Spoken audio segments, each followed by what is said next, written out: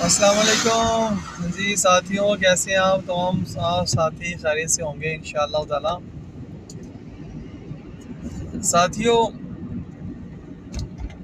यार, एक छोटी सी बात आप लोगों से शेयर करनी थी कि इस वक्त सोशल मीडिया पे जो कुछ हो रहा है ना,